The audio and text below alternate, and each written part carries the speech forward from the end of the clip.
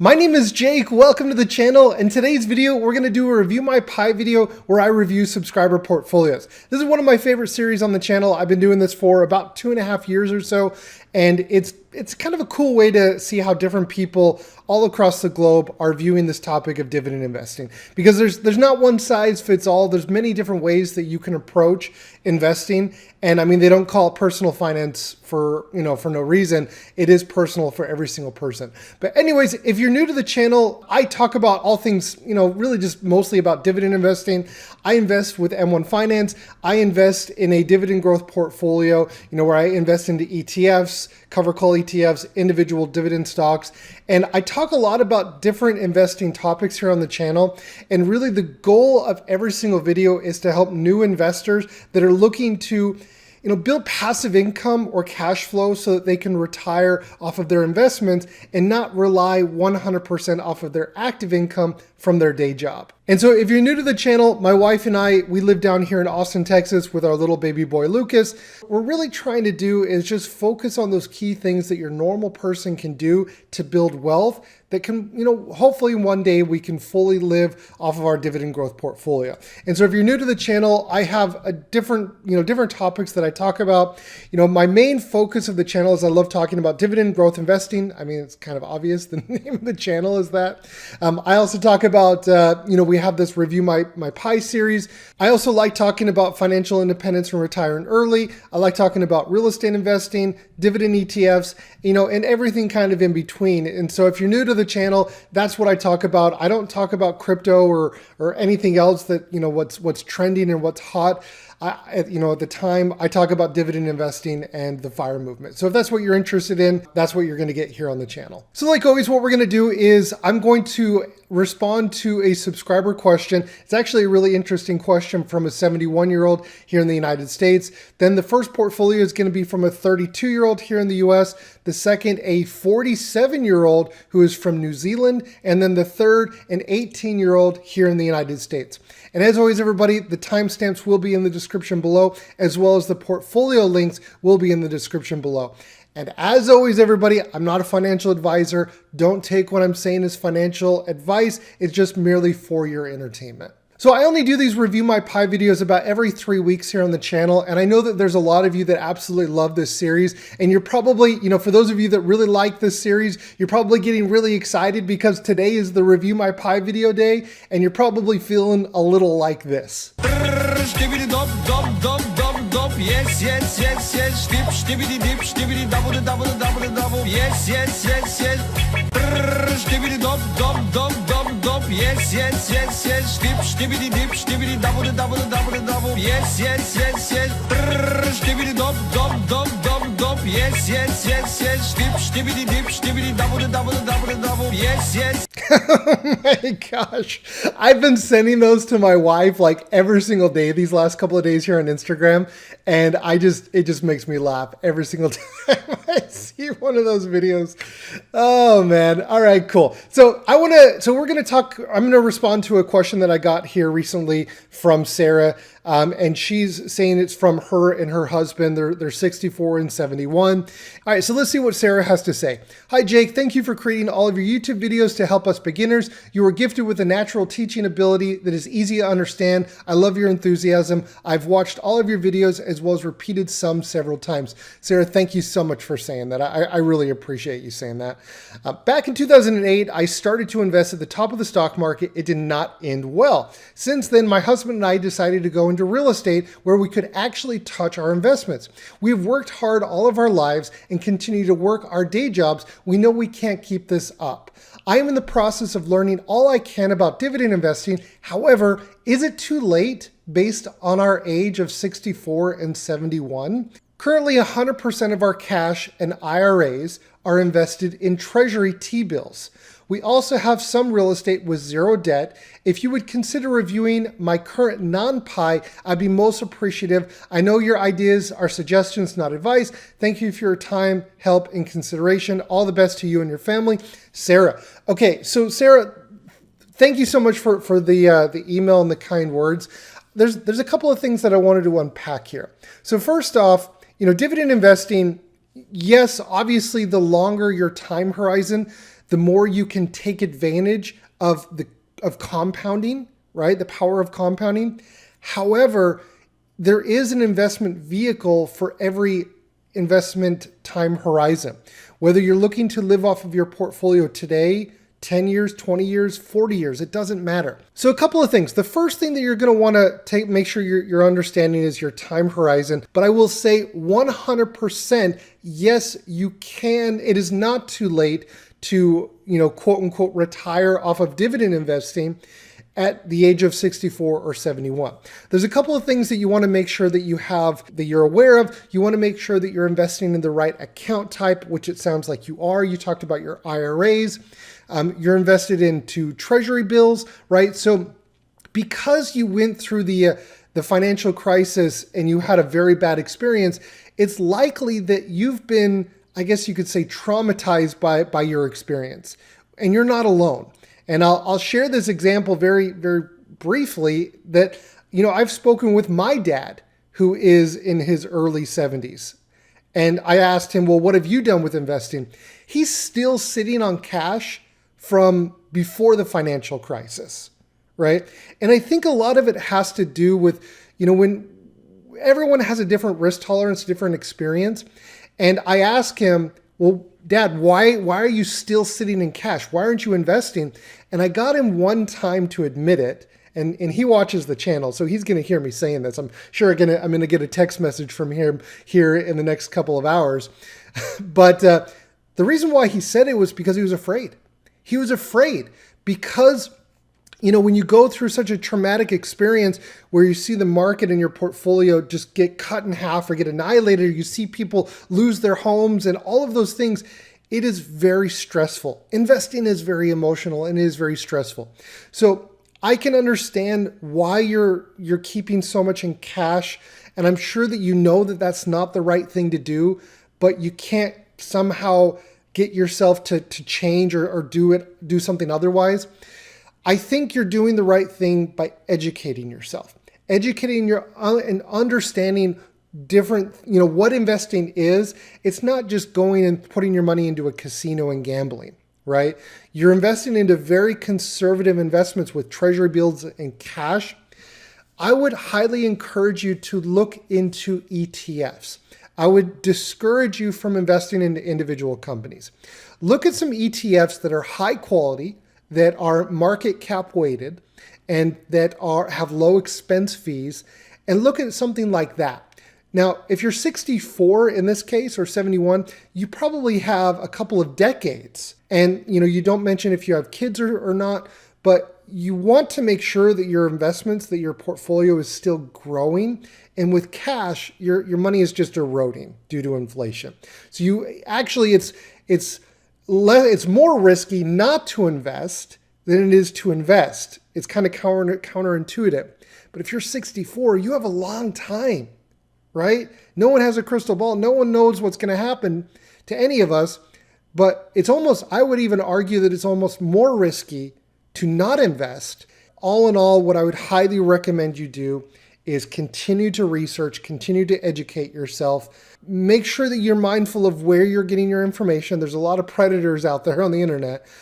There are. So just make sure that you're getting your information from the right sources that you trust, or, at least maybe if you have kids, have your kids kind of, bounce ideas off with them. Even consider, reaching out to a financial advisor, because you don't want to mess this up. You're 64, 71.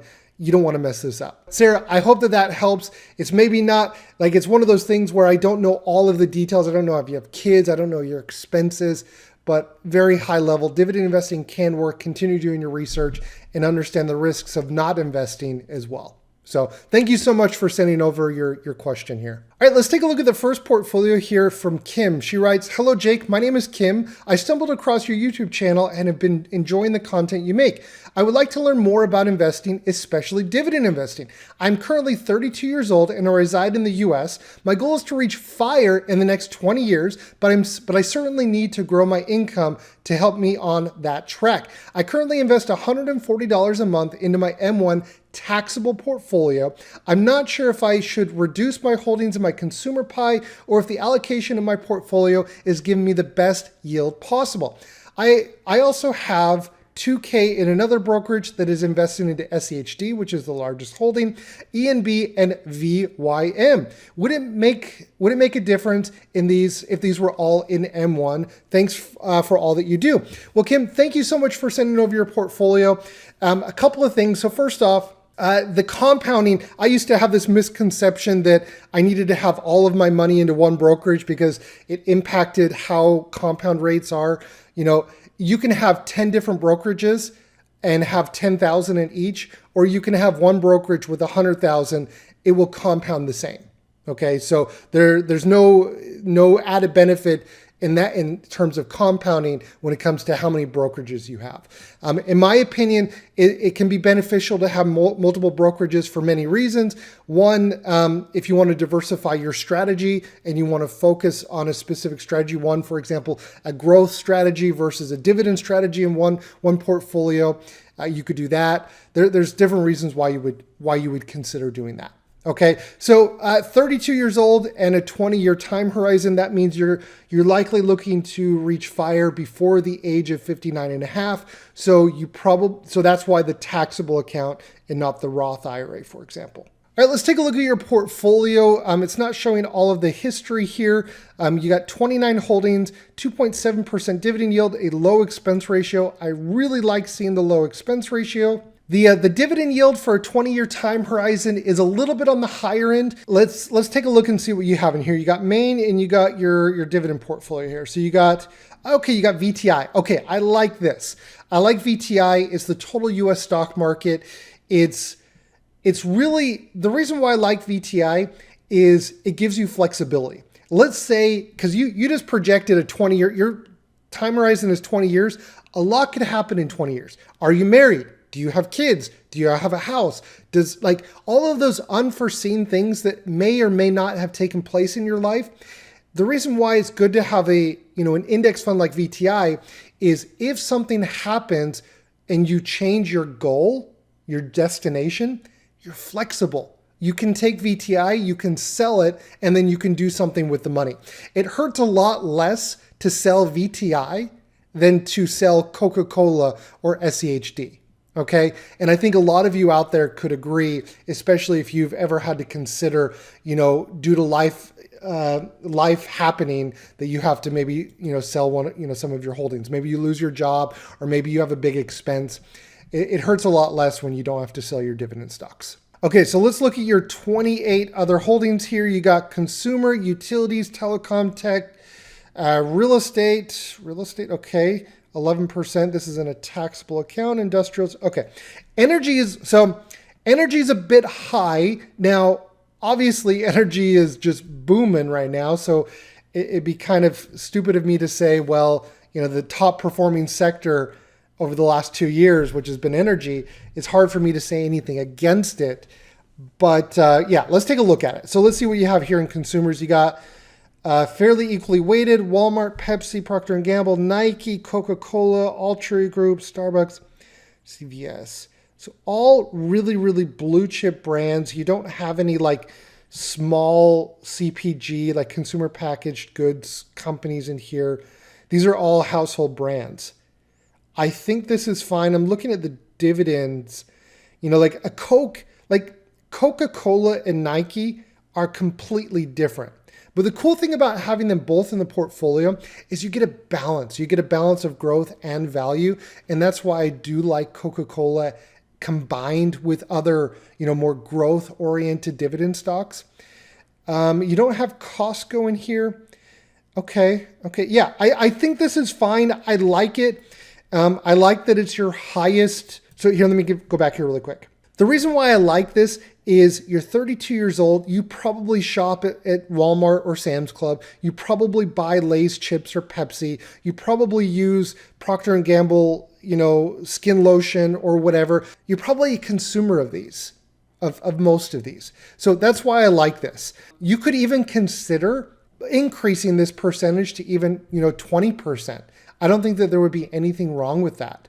And me personally, over the next 20 years, I'd rather have more exposure to consumer than to energy, as an example.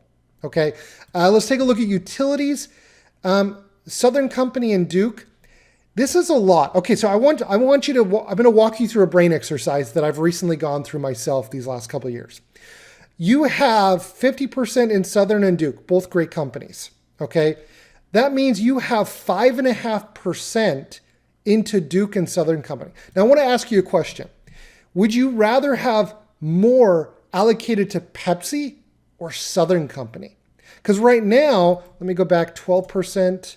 Let's pull up our little calculator here. You got 0.12 times 0.12. Right now, the way that you have this set up, just under 1.5% is allocated to Pepsi.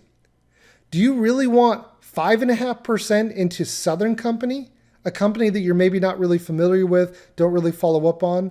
Or do you want to have more into a company where you're an actual consumer? So that's something that I would highly encourage you to kind of think about is, do you really want 5.5% into Southern Company and only 1.5% in Pepsi, right? So that's what I want you to think about. So what you could do is you could lower utilities to maybe 4% and increase consumers, and then your per company ratio will be a lot more similar, right? So you won't have that big difference of 1.5% into Starbucks or Pepsi. And, so you'll have the percentages a little bit more equal, unless this is by design, which it probably isn't. What you're probably thinking is well, I want 11% into utilities.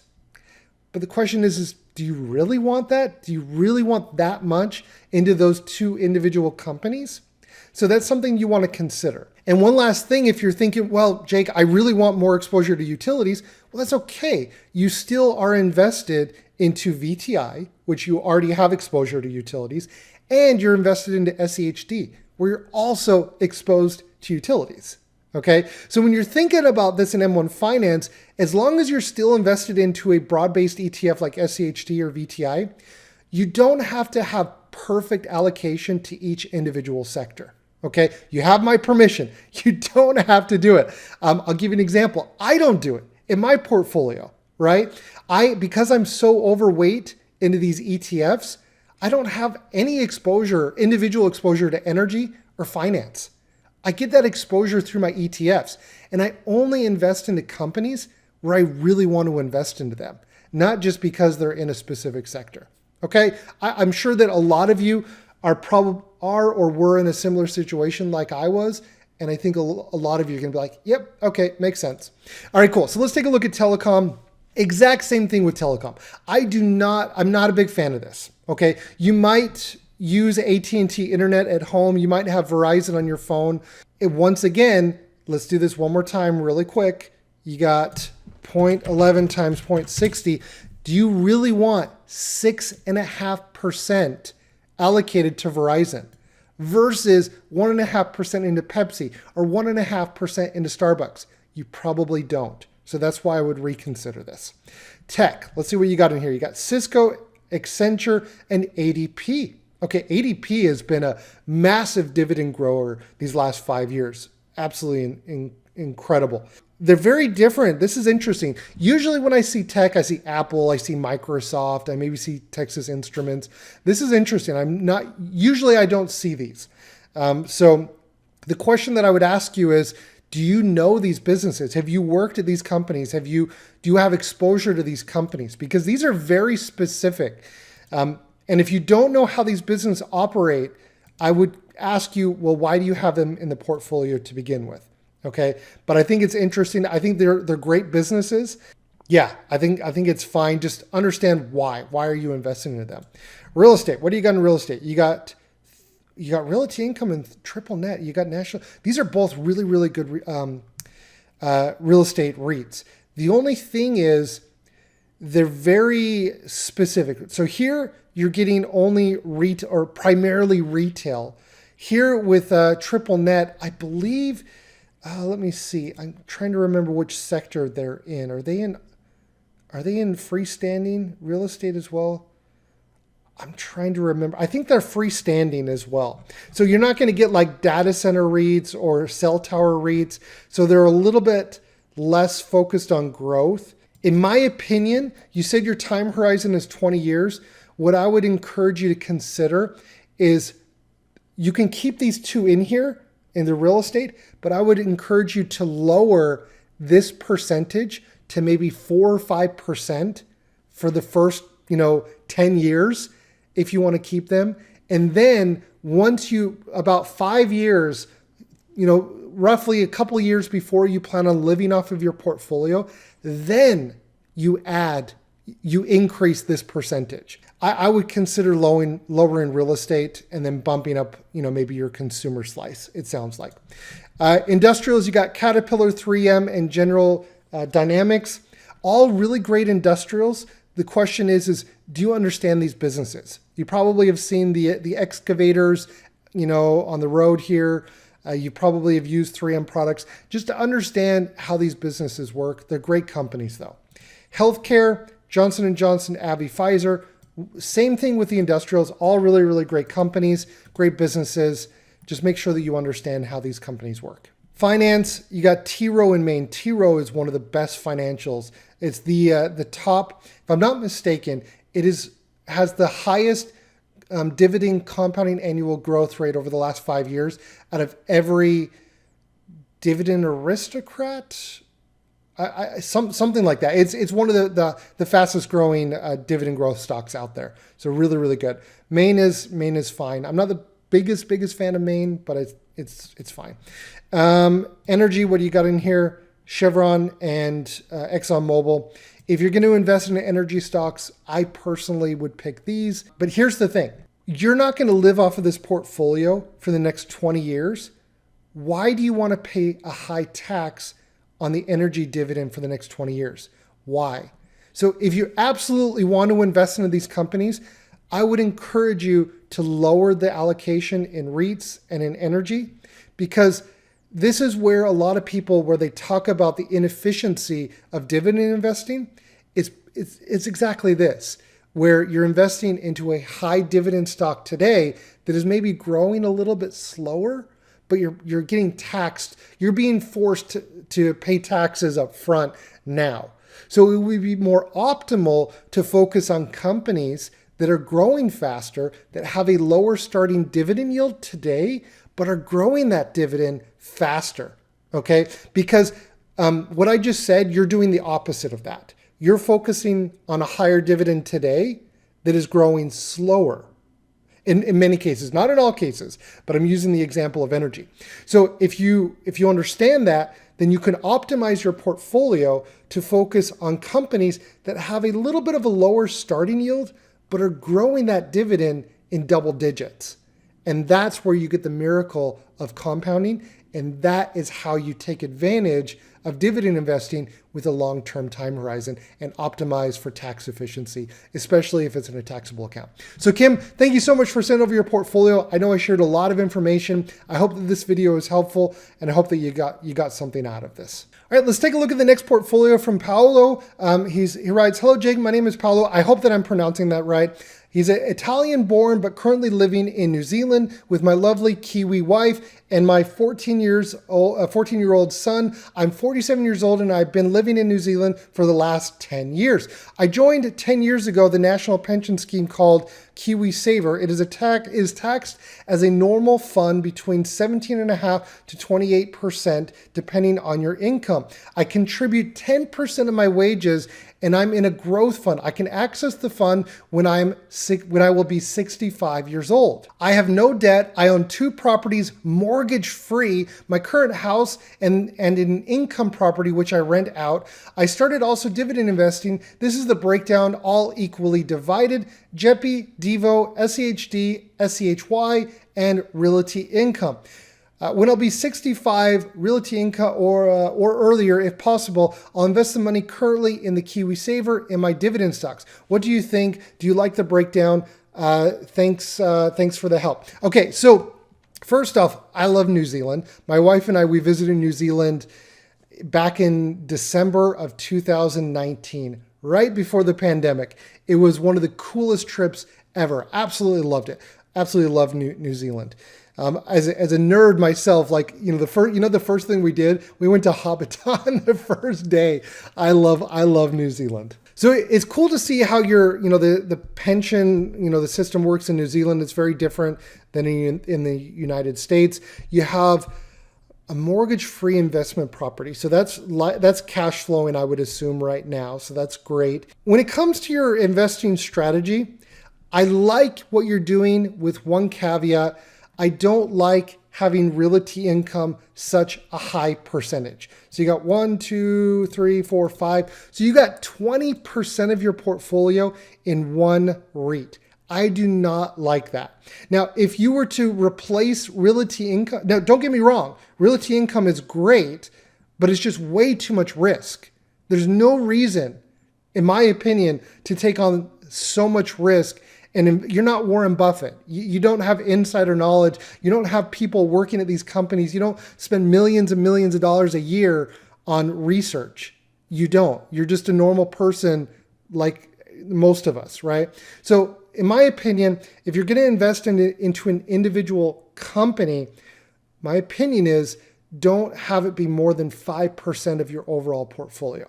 If you want to have 5 investments and 5 investments only, I would encourage you to consider replacing realty income with the real estate ETF from Vanguard, VNQ.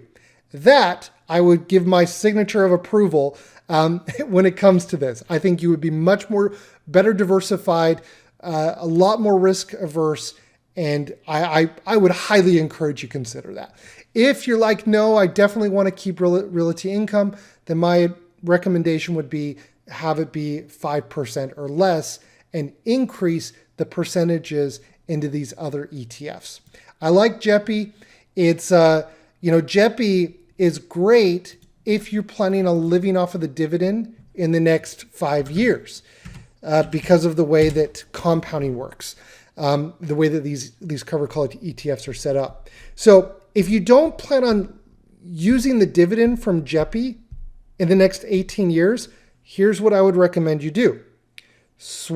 Consider swapping out JEPI with VOO, the S&P 500. Over the next 18 years, I don't have a crystal ball, but I would bet money that VOO, just the regular S&P 500 index fund, will greatly outperform JEPI. Okay, and then what you could do is in 18 years, you take all of the gains from VOO, the S&P 500 ETF, and then you sell it in a tax advantage account, which I'm assuming this is, I believe it is, and then you buy JEPI with it. It's simple as that, right? So that's what, and that doesn't matter if you're in New Zealand or if you have it in a Roth IRA. If you don't plan on living off the dividend, even if you're reinvesting it, even if it's in a tax sheltered account, you're better off. The math doesn't lie. You're better off with just holding the index and then in the future swapping them out. Okay. And in my opinion, with Devo's a little bit different because you have a little bit more upside. Devo is good, but I would only consider JEPI and Devo if you plan on using them within the next 5 years. If you don't, then like I said, you'd be most likely mathematically better off investing into the index itself and then in the future swapping them back. Okay. So that's how I would approach this. I love SCHD. SCHY is great. But those are some things to consider. So let me say it one more time. If you have longer than 5 years, I would encourage you to reconsider holding JEPI and Devo. If you have less than 5 years, and this is even if it's in a tax sheltered account, no taxes, even if you're reinvesting the dividend, I would encourage you, look at the index, look at VOO, look at VTI, heck, put it all in SEHD or VYM or DGRO. But you don't want covered call ETFs if you have longer than 5 years. Okay? Math doesn't lie. So, Paolo, thank you so much for sending over your portfolios. Thank you so much for sending the email here. I hope that helps. All right, let's take a look at the last portfolio here from Will. He writes, "Hey Jake, I hope all is well with you. I'm Will from the US and I'm a big fan of the channel and especially the Review My Pie series. I recently turned 18 and the first thing that I did was open an M1 account. I've not yet figured out what I want to do yet, but I currently believe my time horizon to be 25 years. I think that my dividend yield is too big for my time horizon. Do you think that I should lower my allocation in SAHD and DGRO as they have relatively high yields? I also have the monthly payment slice in my pie. I know this is not ideal for my time horizon. It helps me stay committed to this because I can see the cash flow. As my portfolio grows, I plan to lower this slice. In the next 2 years, I expect this to be less than 1% of the portfolio. Do you think that VIG would be a good addition to my portfolio? I'd love to hear your input on my portfolio. Thanks, Will." I am so jealous that you're starting so young because the biggest advantage that you have over everybody else is this magical thing called time. That is your biggest asset, is your time. And so if you can make sure that you're investing in the right vehicle, you are going to do so much better, even if you have a low paying job, even if you have high expenses. If you can start early, you have so much more of an advantage over everyone else who starts later, even if they make more money than you. Okay, so powerful. Okay, the thing that you mentioned here, you know that it's not ideal because it has a higher yield, but this is the thing that I think is underestimated. And I shared this in my last video around the power of dividend investing, is the psychological benefit that comes with investing. It helps me stay committed to this because I can see the cash flow. It becomes tangible. You know, there's a lot of studies that have been done that if you set large goals that are, take many years or months to accomplish, it's difficult to stay committed and stay motivated along the way. There's something called the power of small wins, and I've talked about this on the channel before. If you can somehow manipulate your brain into, getting that dopamine on a more regular basis, where you're celebrating more often, it will keep you motivated along the way. So if you're in your early 20s, one of the hardest things about dividend investing, or before even 20, is to stay motivated over the long term, because this is a slow path to wealth. Okay. And you have to stay committed to it. And this piece right here helps me stay committed.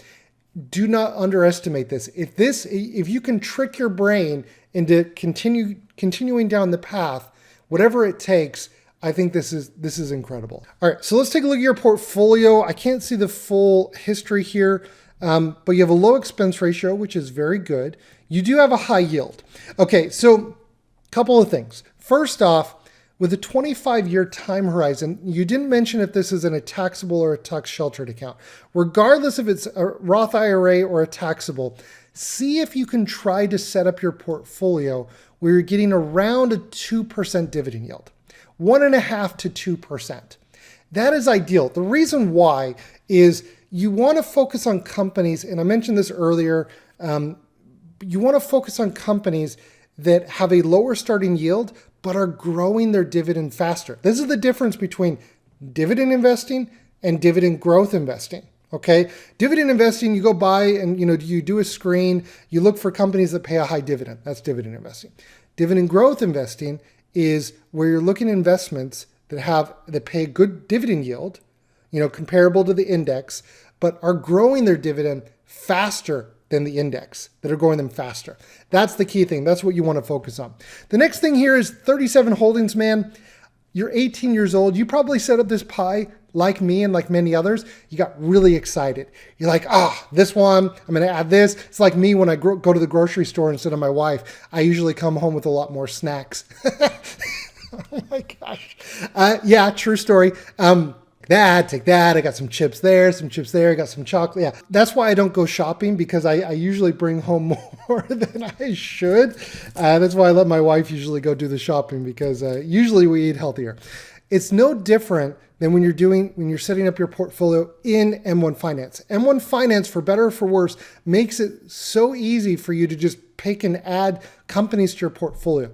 I would encourage you to reconsider this, because you're going to change your mind a lot. It's going to be very difficult for you to follow up on these companies. Even if they're great companies, you're going to find out that it's probably not optimal to have so many companies or investments into your portfolio. Okay. And that's just, it is what it is. It's from my own personal experience, what I've seen from many other people. But yeah, let's take a look and see what you got in here. You got your dividend funds, technology, discretionary, staple, healthcare, monthly payment, financials, industrials, energy. All right, let's take a look at your dividend funds. What do you got in here? You got SCHD and you got DGRO. Honestly, man, I think, in my opinion, these are the best ETFs out there. In my opinion, like, yes, VIG, yes, VYM, they're great. You could add them. You could include them, sure. In my opinion, with SCHD and DGRO, you capture the majority of it. You capture a good percentage of the market. For everybody out there that wants the simple path to wealth, this is the simple path to wealth. SCHD and DGRO. If you want to be a dividend investor, you want to keep it simple, this is the way to go. I love that it makes up 50% of your portfolio. Heck, you could make it 70%, 80%. You could do that and it would be completely fine. Technology, what do you got in here? You got Microsoft, Apple, Visa, Intuit. Okay, cool. And you got BST. BST is a cover call ETF. Yeah, so in my opinion, you don't need this. It goes back to what I was saying earlier. If you have more than 5 years, then you plan on living off the dividend, you don't need this. You could take it out and you could add it later. If you want to keep it in there, it's only 5%. I think it's fine. But honestly, man, you probably don't need it. You don't. Wait, let me say that again. You don't need it, but you can have it in there. Consumer discretionary, you got Lowe's, Starbucks, Domino's, Texas Roadhouse, Target, Nike, Home Depot. This is awesome. This is great. They're big brands. They're established companies. You have this. Okay. This is how you should set up your portfolio. Every 18-year-old out there watching this video, or somebody that's in their early 20s, this is what I'm talking about. You see that 1.5 to 2% dividend yield? This is what I'm talking about. This is what you want if you want to be a dividend growth investor. This is how you want to set up your portfolio. Like, this is really, really good. These companies, Target, Lowe's, Starbucks, Home Depot, Nike, they have very low starting dividend yields, but they're growing their dividend, in many cases, 10+% year over year. This is a great slice. I really like this. Consumer staples, what do you got in here? You got Costco, very good. Pepsi, very good. Altria Group, I approve, it's fine. Kroger, very good. McDonald's, Coca-Cola, Walgreens, Hershey's. I think this is absolutely fine, man. The dividend yield is a bit higher, but it's 100% qualified. It's a qualified dividend. It's not a cover call ETF. I'm trying to think. Costco. The reason why this is so high is because of Altria Group. You could even lower Altria Group to like 5% if you wanted. But overall, I think it's great. I do like Hershey's. I really like Hershey's. 12%, 10%. What did you have in technology again? Yeah, that's fine. That's fine. I like it. Healthcare, Johnson & Johnson, United Healthcare Group. Sure. I think it's fine. Really, really great companies. I like that you have it at 5%. It's not too crazy high. Monthly payments, meh, nope. Okay. Yeah, you talked about this. Like, this is the cash flow, the monthly cash flow. This is for your motivation. It's fine. What do you got in here? JP Morgan, Ally Bank. You either have Ally Bank in here because Warren Buffett, or because you have a high yield checking account at Ally Bank. One of the two. Either way, it's completely fine. JP Morgan, how much? 3%? I think it's fine. Industrials, waste management, love it. UPS, love it. Union Pacific, love it. I like that you have these in here instead of like General Dynamics is fine. 3M is fine, but these, I personally like these a bit more, especially for a longer time horizon. NextEra Energy, really, really good. Brookfield Renewable Energy, Renewable Partners, also great. I'm glad that you have Nextra Energy and not like a Southern company or more of like, a higher yielding. I mean, they're fine, but I like Nextra Energy of all utilities when you're looking at dividend growth. So all in all, I really, really like your portfolio. I really like it. I'm trying to think in terms of, this dividend yield is not too high. You don't have a lot of red flags, right? And the things that you do have where I was like, hey, I would lower this, it's only really minimal, like 5% here or there. In terms of the dividend yield, if you wanted to lower it, if you really, really wanted to, you could increase DGRO and you could lower SCHD because of the dividend yield, right? With SCHD, you're getting right around a 3.5. And with DGRO, you're getting between 2 and 2.5.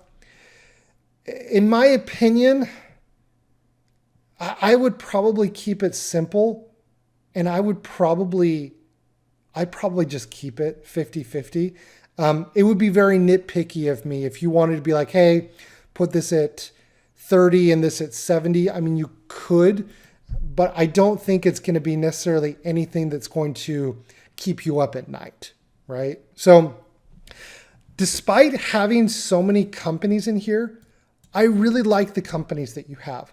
It shows that you've done your research. It shows that you understand dividend growth. And now the question is, now you have your portfolio. This is a great portfolio for your time horizon. The next thing is you're 18 years old. The next thing, you got the vehicle. This is your vehicle to get to your destination.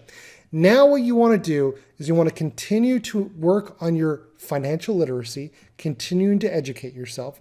Second thing you want to do is make sure that you stay out of consumer debt. Don't get on credit cards. Don't go and buy a new car. Stay out of consumer debt. The third thing here, don't spend more money than you make. Don't spend more money than you make. And then the fourth thing here, look for new ways to make more money.